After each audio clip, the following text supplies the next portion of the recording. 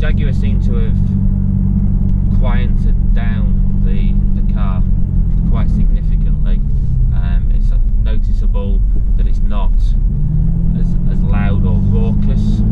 We've even got this in sort of dynamic mode, which in mine would be really shouting from the exhaust, with lots of cracking and popping coming from the exhaust, both just in normal sort of automatic mode, but also more so once you push the selector across into sports mode, and particularly when you change down gear. In my F-Type, it's noticeable, so you can hear it sort of almost doing like a kind of a heel and toe kind of noise that you get from a heel and toe, so you can hear it sort of changing down and sort of increasing the revs a little bit. Okay, sorry about that. Narrow road, and some people on a Sunday, unfortunately, don't really know the width of their cars, so hence why we had to sort of slow down there and almost stop, just to allow them to judge their ability to get past my car. Anyway, so yeah, what I was saying was that it's certainly not as raucous, that's for sure, and that really does take away a lot of the enjoyment, I have to say, of the car. This car doesn't feel as raw, doesn't actually feel as fast,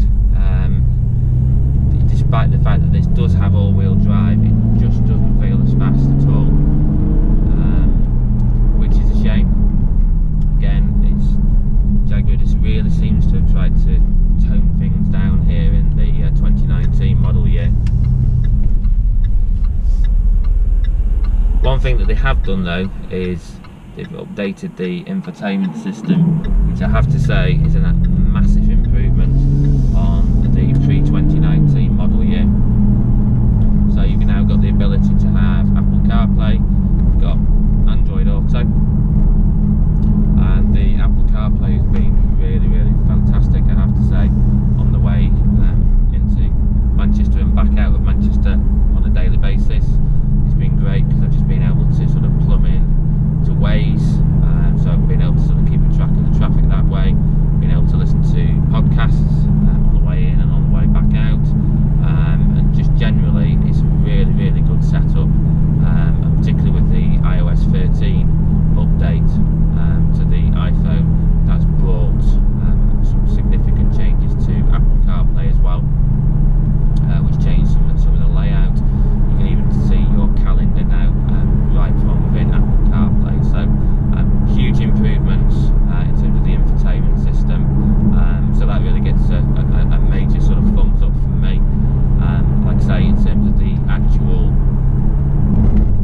toning down of the experience from a noise point of view in regards to exhaust, just general sort of noise from the car when you do accelerate, that absolutely gets the thumbs down from me, and actually is one of the reasons why if I wouldn't go and buy the 2019 model F-Type, to be fair, which I never thought I'd ever say that I wouldn't go and buy an F-Type, but yeah, this has really sort of changed my mind in terms of the sort of F-Type experience. Jaguar really have made a massive mistake there, I have to say. Other than that, the updated seats, they are a lot more comfortable than the seats in the pre-2019. These are just the sort of basic seats that are in this car, and they really are a lot different to the ones in the sort of pre-2019. These are just sort of non-leather ones, not full leather seats, should I say. So, but yeah, they are particularly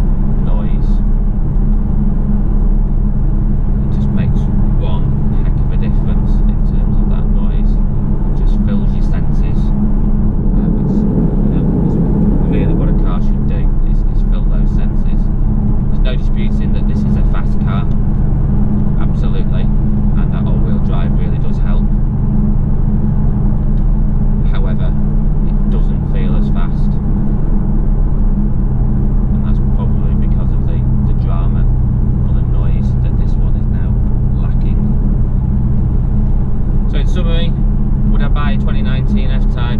The answer is no. Will I stay with my F-Type pre-2019?